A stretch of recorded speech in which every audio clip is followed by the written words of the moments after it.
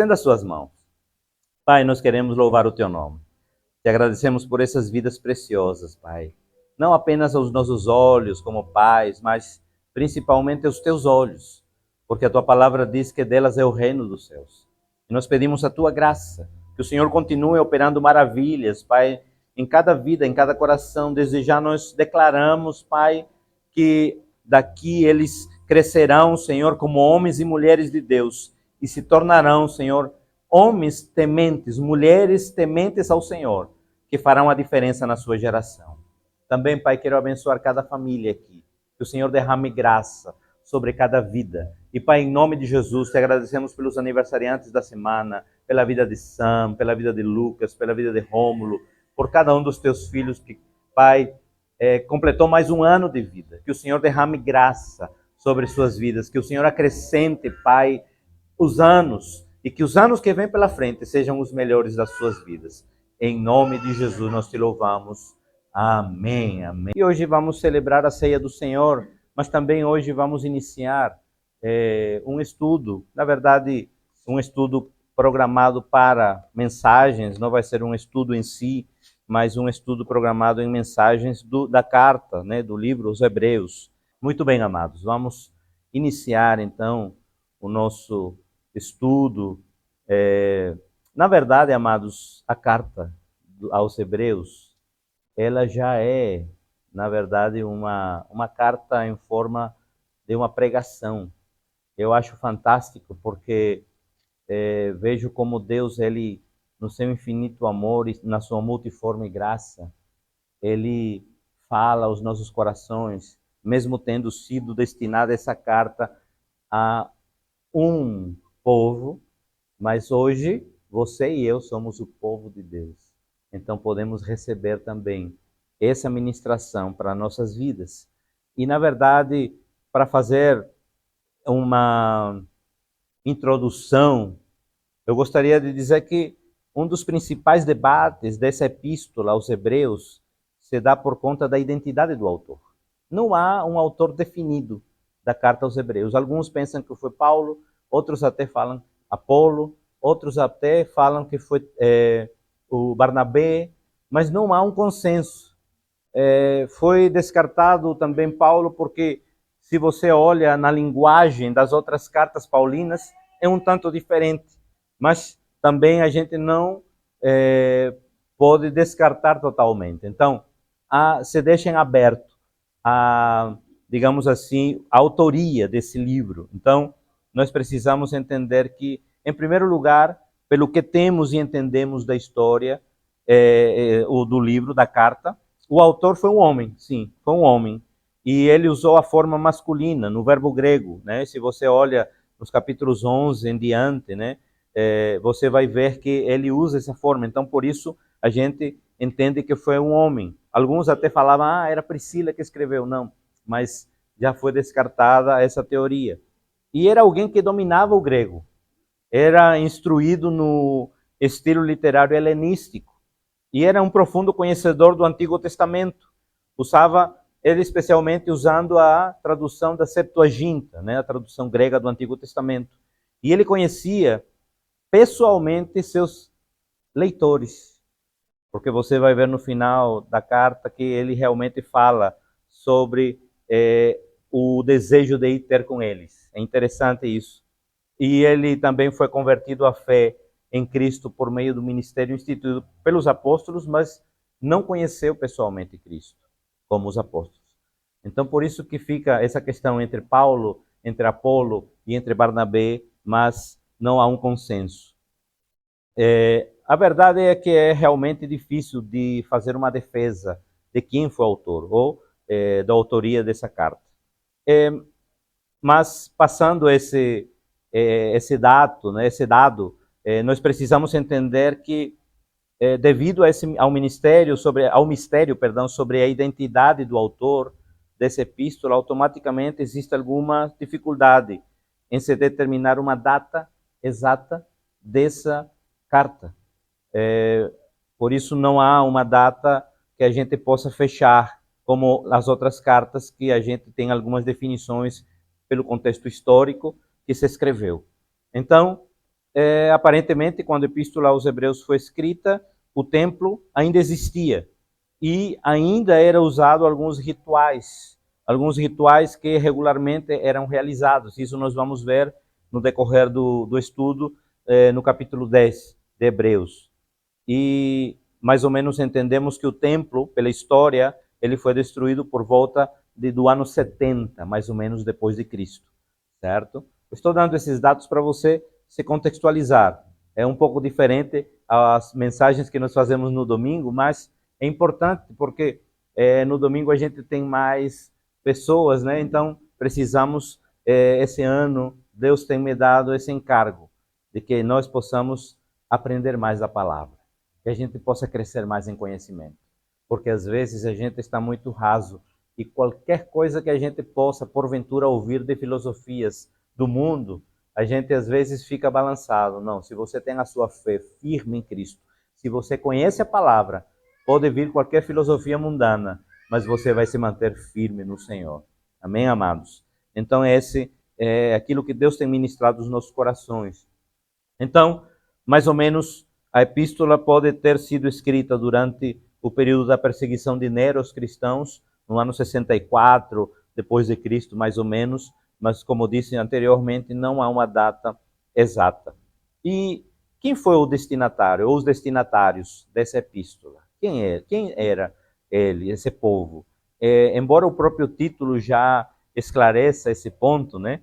Algumas informações importantes apresentadas na epístola nos ajudam a conhecermos um pouco mais do público. Sabemos que os destinatários originais dessa epístola aos hebreus falavam a língua grega e usavam a Septuaginta. Isso fica claro quando percebemos que eles eram capazes de compreender os argumentos usados pelo autor na base no Antigo Testamento.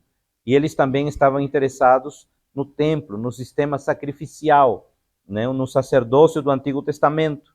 Eles tinham ouvido o evangelho por meio dos apóstolos. Isso você vai ver no capítulo 2, verso 3. Olha o que diz aqui de Hebreus, capítulo 2, verso 3. Como escaparemos nós se não levarmos a sério a tão grande salvação? Esta tendo sido anunciada inicialmente pelo Senhor, depois nos confirmada pelos que a ouviram. Outra característica marcante é que os destinatários de Hebreus haviam passado por muitas dificuldades. No momento em que a carta foi escrita, eles estavam sofrendo perseguições, e nós vamos ver isso também. E para eles o martírio pela causa de Cristo era uma possibilidade real. Para nós hoje, o martírio pela causa de Cristo ainda é uma possibilidade longe, apesar de, pelos acontecimentos que estamos vivenciando hoje, a gente já pode ver que tudo se encaminha para isso, mas ainda está distante. Mas eles estavam passando por perseguição. Eles estavam sendo perseguidos e martirizados por conta do cristianismo, por conta da sua fé. É importante que a gente saiba isso. E qual é o propósito e características da epístola? Embora a composição aos hebreus ela se mostre atualmente altamente elevada no tocante aos interesses teológicos, nós podemos afirmar de forma resumida que o propósito principal da epístola aos hebreus é incentivar a fidelidade de Cristo e a sua nova aliança. Você vai ver em todo o texto aos Hebreus que ele começa a revelação de Deus. Nós vamos ler daqui a pouco e você vai ver a revelação de Deus para com o seu filho. Isso é tremendo.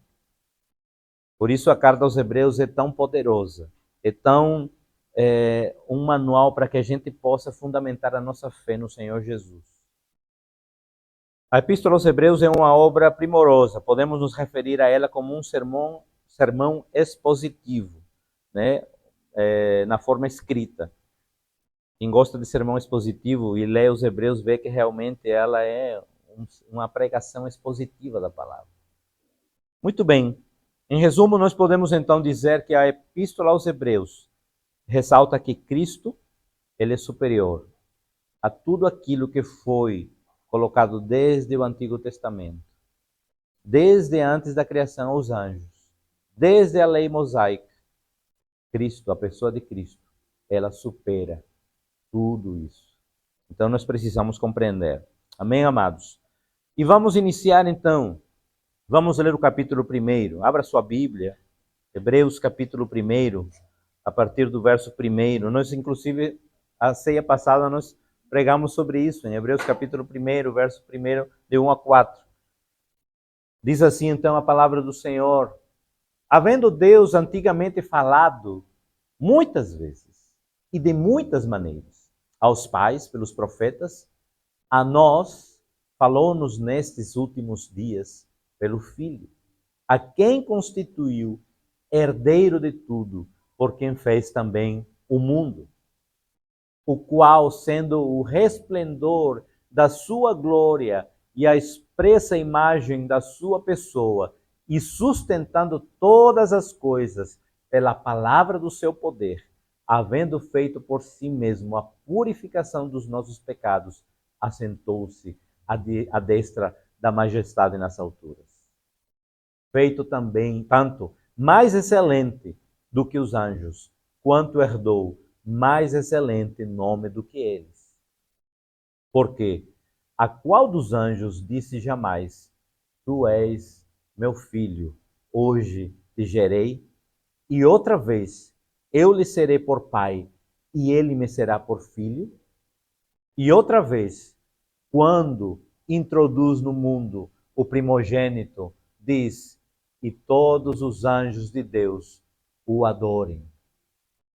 E em verdade, quanto aos anjos, diz que faz dos seus anjos espíritos e de seus ministros labareda de fogo. Mas do Filho diz: ó Deus, o teu trono subiste pelos séculos dos séculos.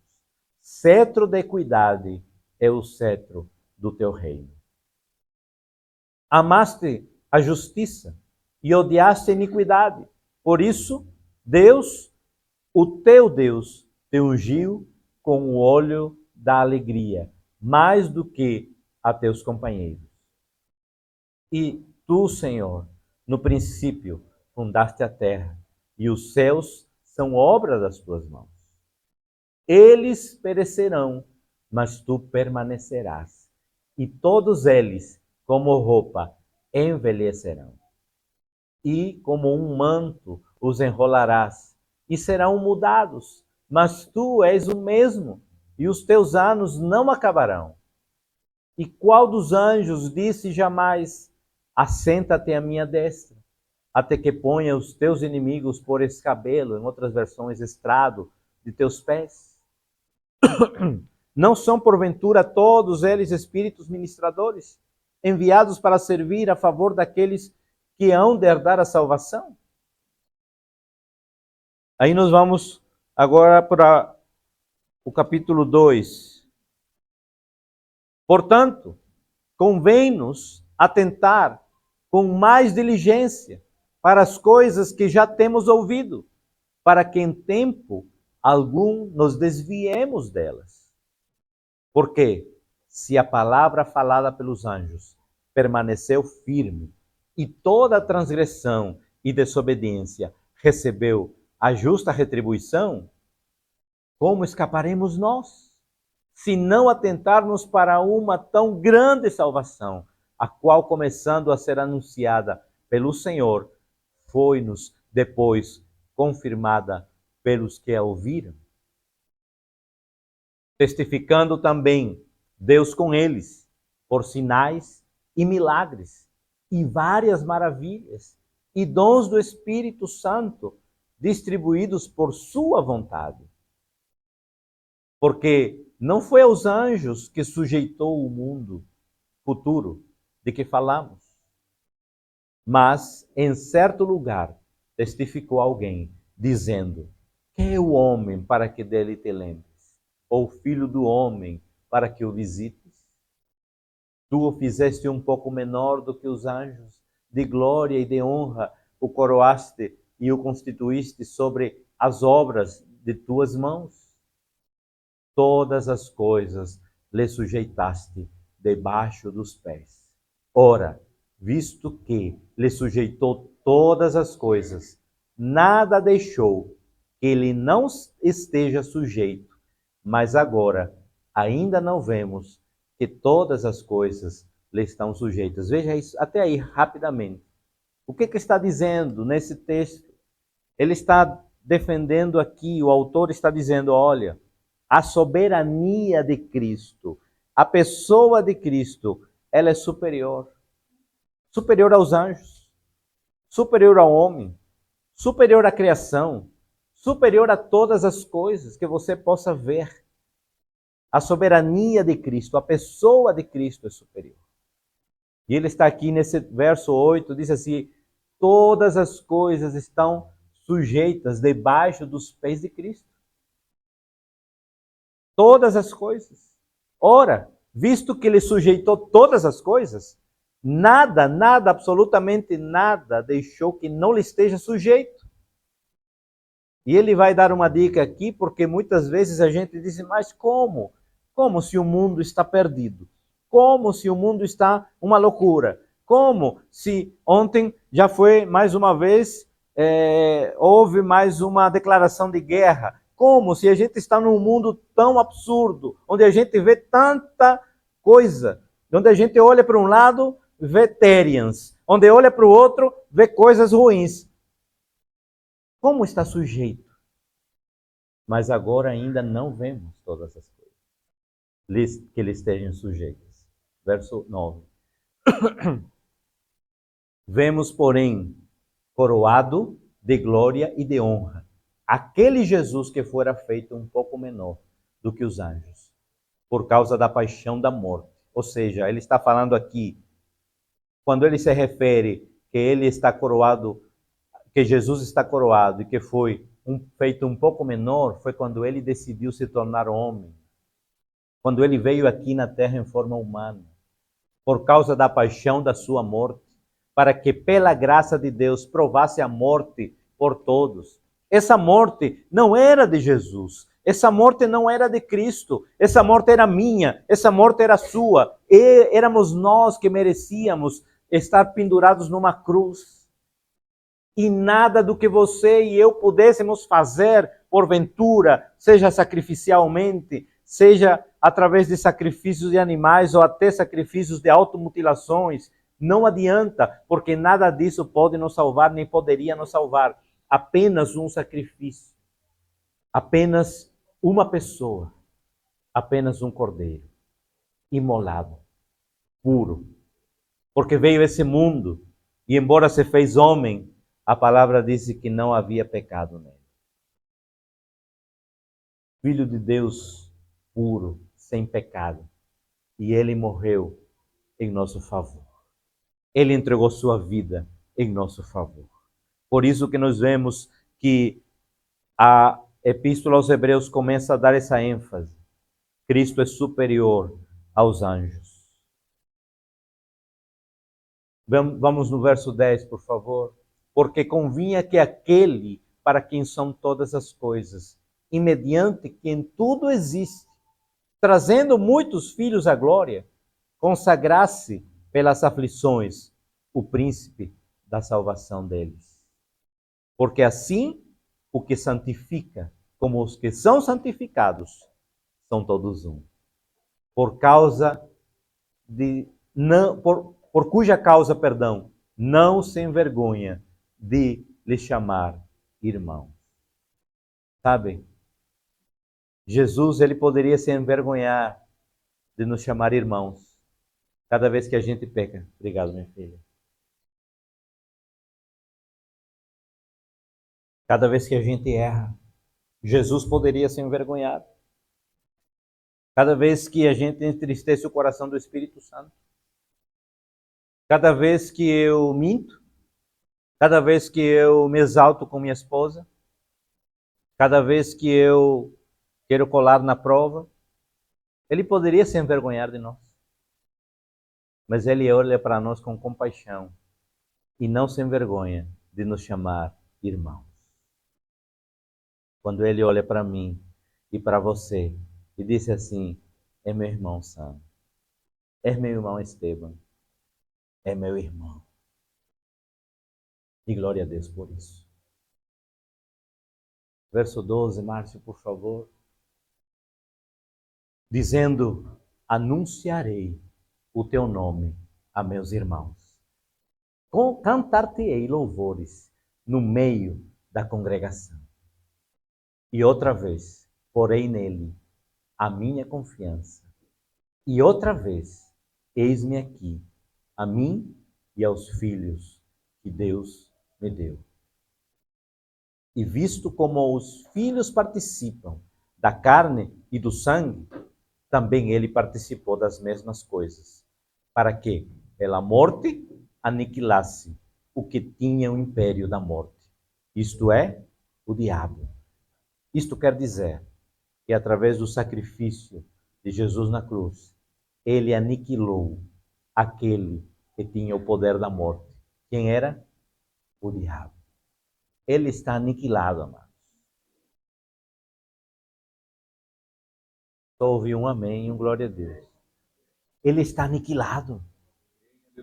Quando a gente não entende isso, e é isso que eu quero que você entenda nesta manhã também, amados, é que a gente vive muitas vezes dentro da igreja, mas vive como se tivesse medo das hostes, como se tivesse medo do inimigo, do diabo. Lembre-se da história de Jó. Quando Jó estava prosperando, o que o diabo falou para Deus? Olha aí esse teu filho. Eu aposto, porque o inimigo né? Ele gosta de apostar, que se você tirasse as bênçãos, ele iria praguejar contra você. Me permita, disse o diabo, Deus, fazer alguma coisa. Sabe por quê? Porque o diabo ele não tem poder sobre os filhos de Deus. E ele precisa da permissão de Deus para que ele faça alguma coisa contra nós. Então, quando você que é cristão, que é filho de Deus, caminha, você tem que caminhar entendendo sua posição em Cristo. A sua posição em Cristo é que você e eu estamos assentados nas regiões celestiais. A sua posição em Cristo e a minha posição é que a gente é herdeiro de toda sorte de bênçãos espirituais. Só que quando a gente não entende isso, andamos cabisbaixos, achando que somos mendigos aqui na terra de um reino que é poderosíssimo. E muitas vezes nós cristãos somos como aquele mendigo. Estamos assentados dentro de uma igreja, mas não entendemos a nossa real identidade. E é por isso que um mundo sem identidade, a pessoa se acha cachorro, cão. Por quê? Porque não tem identidade.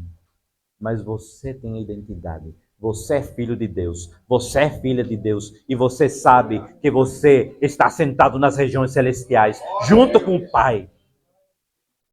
Podemos passar circunstâncias difíceis e vamos passar aqui sim, mas jamais vamos andar cabeça abaixo, como quem já estamos indo ou caminhando para um matadouro. Não, porque o Senhor Jesus, na cruz do Calvário, ele entregou sua vida e através da sua morte nos trouxe vida e vitória. E nós precisamos andar de cabeça erguida, não altaneiramente desprezando os outros, mas entendendo a nossa posição. Eu sou filho de Deus.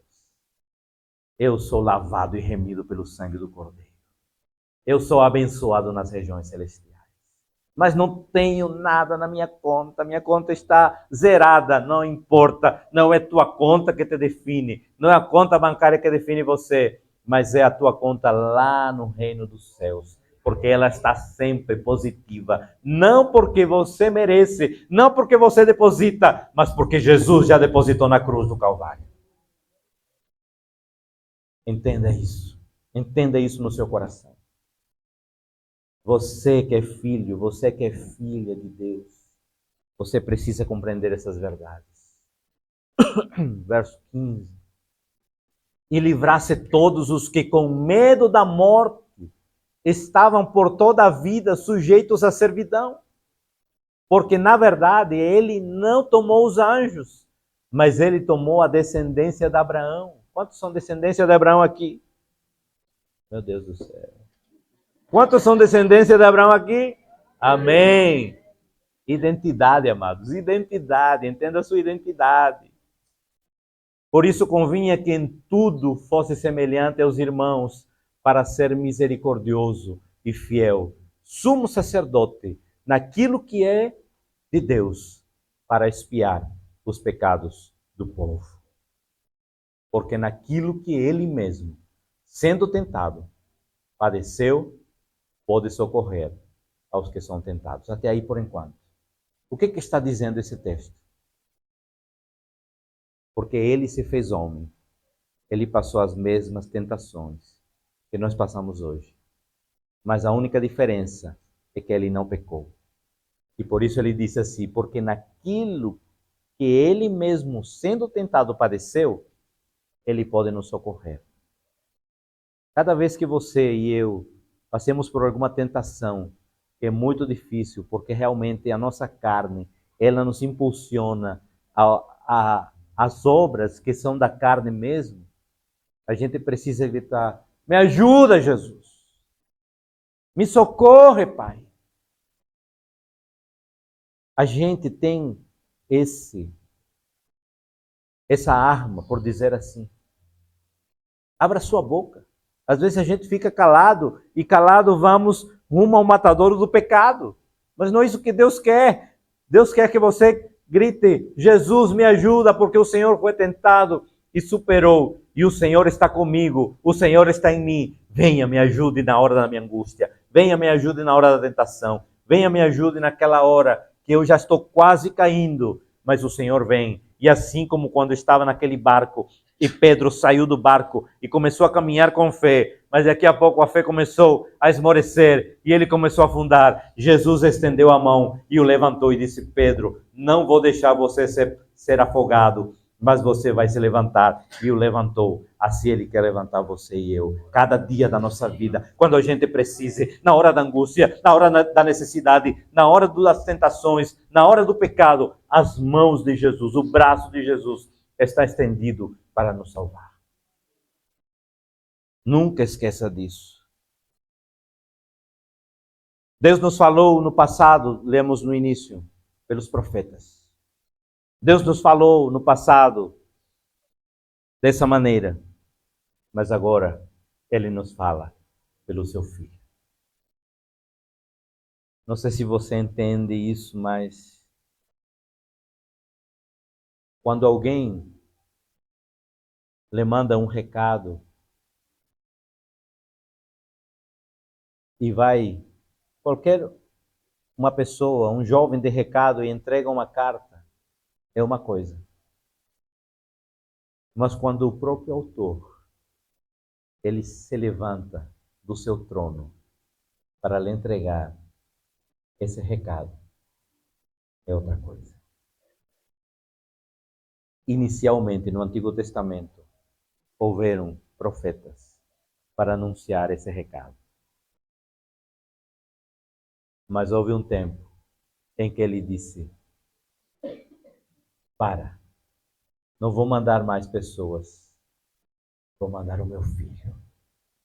E ele vai, pessoalmente, no mundo, entregar o recado da tão grande salvação para a humanidade.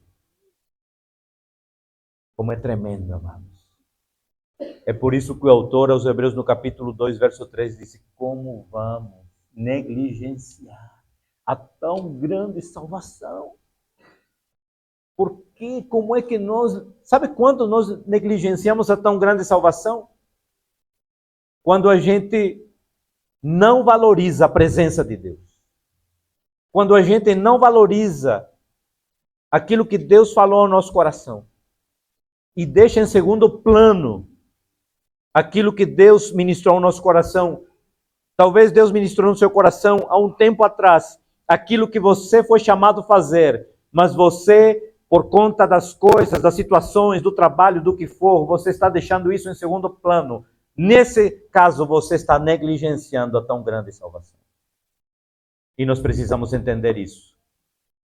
Não negligencia tão grande salvação.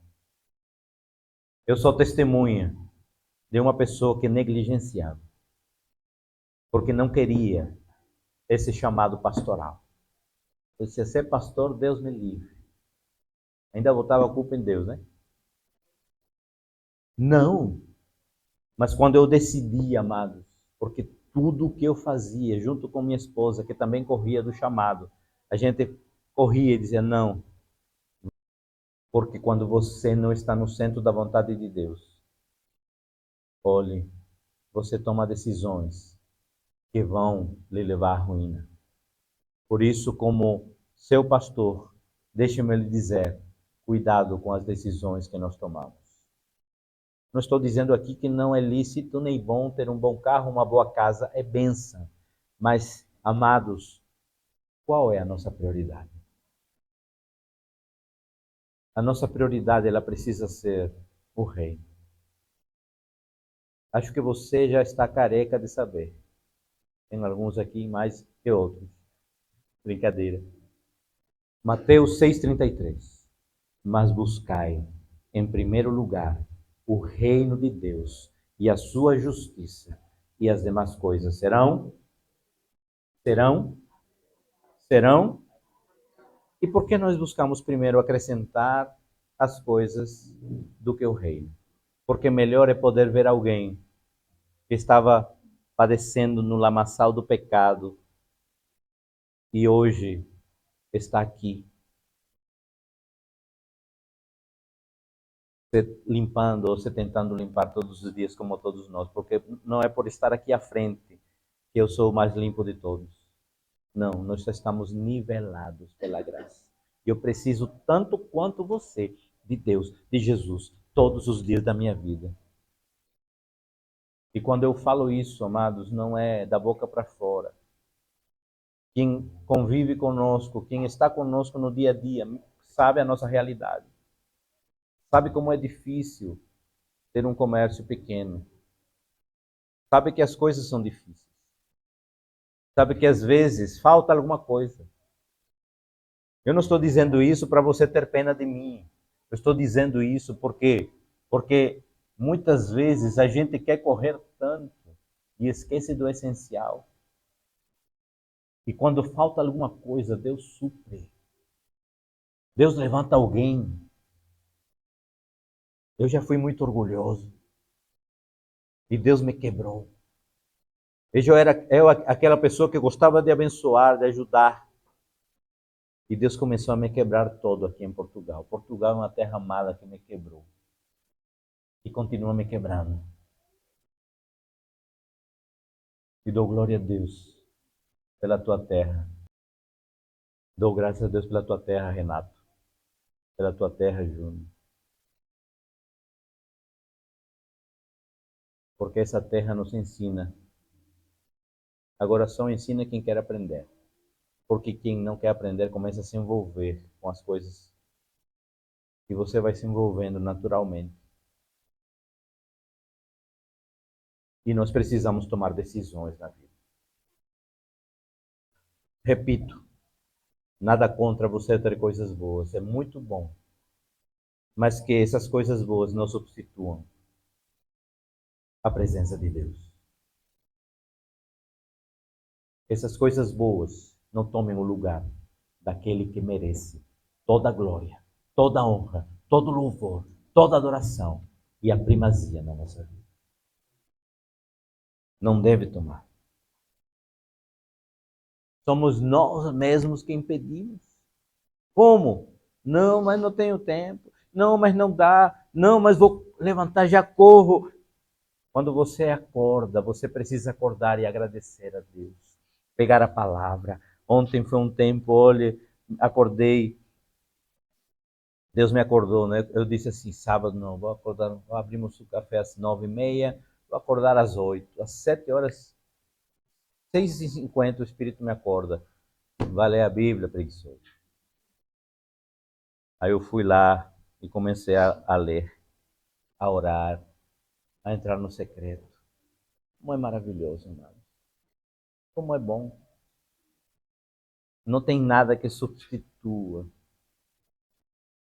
estar na presença do Pai. E às vezes a gente ainda se queixa, porque domingo de manhã temos culto. Mas 10h30 da manhã é cedo demais. Já teve um abençoado que 10h30 da madrugada. Olhe, ainda bem que eu sou calmo e tranquilo, senão eu já tinha dado uma chapada. 10h30 da madrugada, já pensou? A gente precisa valorizar. Valorize sua igreja. E não é fazendo merchan, não, viu? Mas são poucas as igrejas que pregam a palavra hoje. São poucas as igrejas que se importam com a verdade da palavra hoje. Nós precisamos entender, amados, que quando a gente valoriza a casa que nos ensina a palavra, a gente também ama a Deus. Valorize a casa do Senhor. A igreja, nós como igreja precisamos voltar à centralidade do Evangelho, à centralidade de Cristo. Cristo em nós, a esperança da glória. Cristo precisa estar presente na nossa vida. A gente não pode colocar Cristo em segundo plano, porque se Ele tivesse nos colocado em segundo plano, a gente estava, como diz o português, lixado. Imagina se Cristo dissesse, não, eu tenho que trabalhar com meu pai aqui na carpinteria, na construção, tenho que fazer isso, aquilo.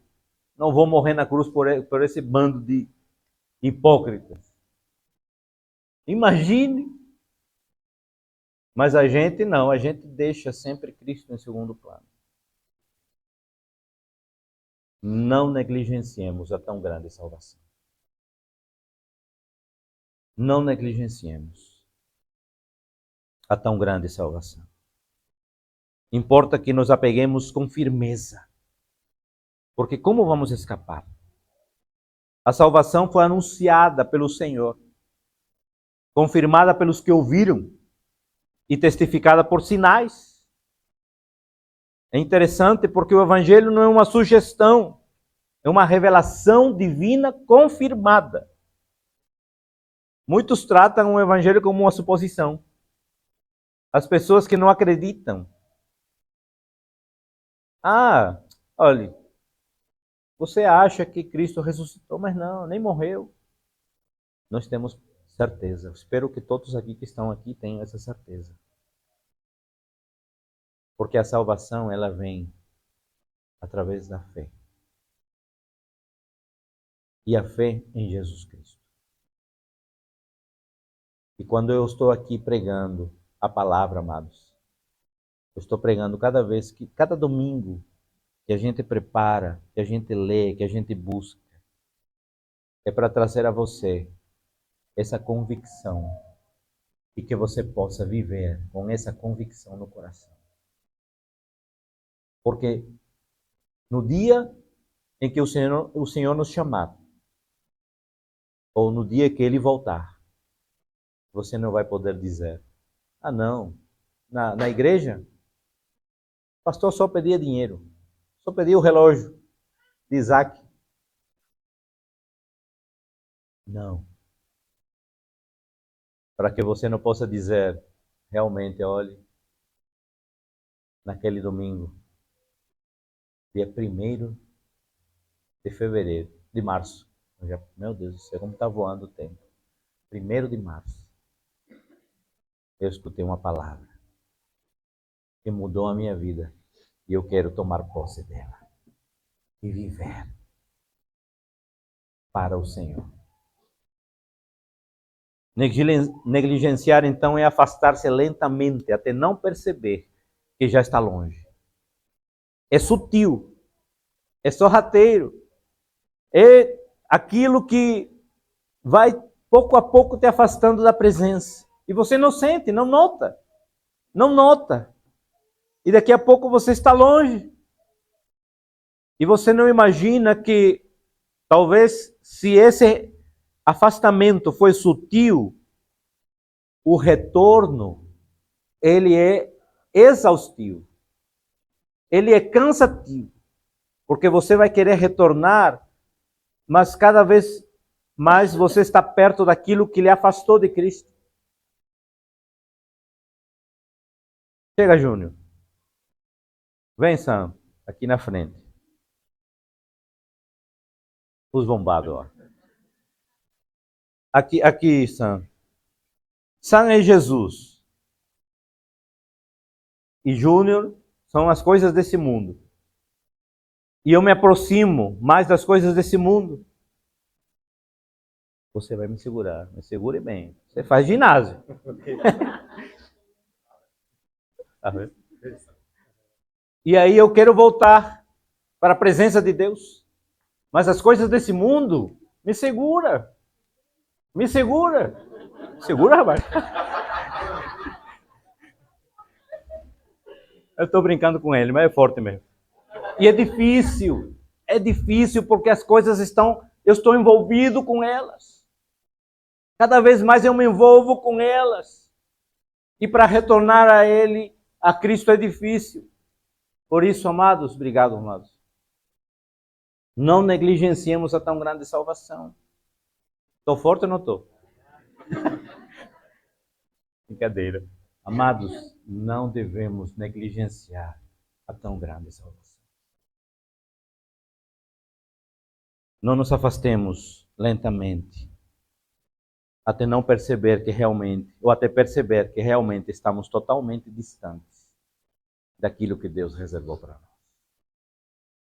Hoje é dia de ceia. Hoje é dia de decisão. Hoje é dia de poder verdadeiramente entender e reconhecer que Cristo morreu em nosso favor. E não foi pela nossa performance, não foi pela nossa boniteza, não foi pelo nosso relógio, não é por nós, não é por nada do que a gente fizer. É por pura graça, é por pura misericórdia. É porque Deus olhou para mim e para você e disse assim: eu prefiro entregar o meu filho e resgatar muitos do que apenas salvar um. Quando ele olhou para você e para mim, ele disse: em 2026, há um povo em Portugal, em Valença do Minho, que eu quero resgatar. Em Coura, em Valença, em Monção, em Porrinho, no Rio Grande do Sul, Baché. Há um povo. Em Goiânia, há um povo que Deus quer resgatar, amado. E Ele conta, sabe com quem? Com você e comigo. Ele conta conosco. Não negligencia tão grande salvação. A cada dia de oportunidade, anuncie as boas novas. A cada dia de oportunidade, fale da graça. Porque já tem tanta desgraça nesse mundo, que quando nós falamos da graça, as pessoas começam a mudar o chip. Porque o mundo olha e fala de tanta coisa negativa, tanta coisa ruim.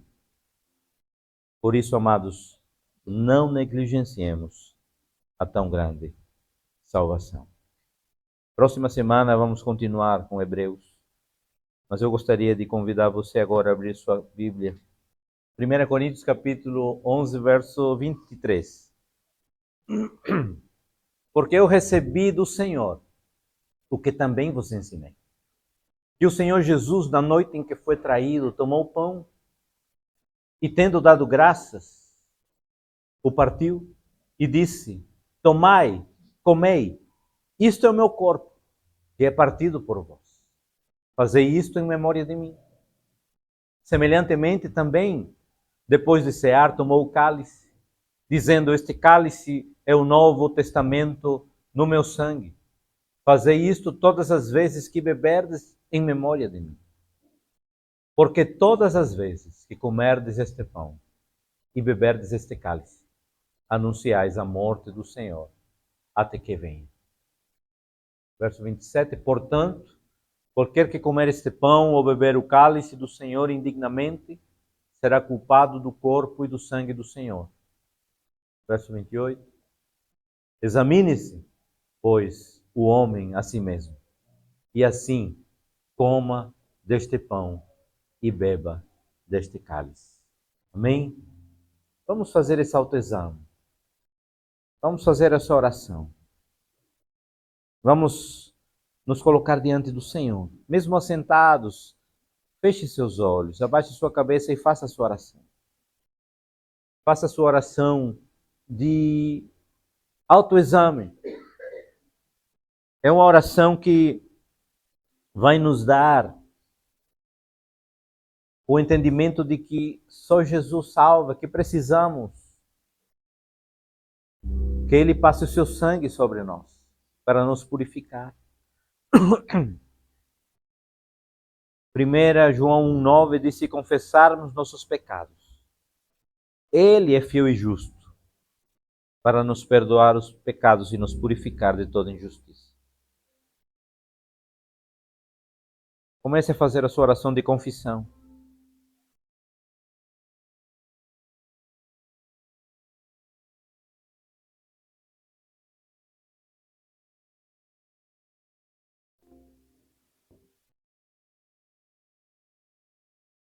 Senhor, queremos pedir perdão, Pai. Pedimos perdão pelas nossas falhas. Pedimos perdão pelos nossos pecados. Pedimos perdão, Pai, porque pecamos por palavras, por pensamentos, por atitudes e até por omissões. Mas nesta manhã queremos, Pai, declarar: passa o teu sangue sobre nós. Nos purifica, nos limpa, nos lava. Pai, não permita, Senhor, que negligenciemos a tão grande salvação. Mas que nesse momento, Pai, possamos, pelo sangue de Cristo, limpar as nossas vestes, limpar o nosso coração, buscando tua face e reconhecendo que o Senhor é o autor e consumador da nossa fé. Te agradecemos, Pai, por esse tempo. Te agradecemos pelo privilégio que temos como igreja de poder estar, Senhor, contigo, com o Senhor, sabendo, Pai, que podemos nos chegar confiadamente. Louvado e engrandecido seja o teu nome. A ti toda a glória, a ti toda a honra, a ti todo louvor, a ti, Senhor, toda a adoração. Aleluia.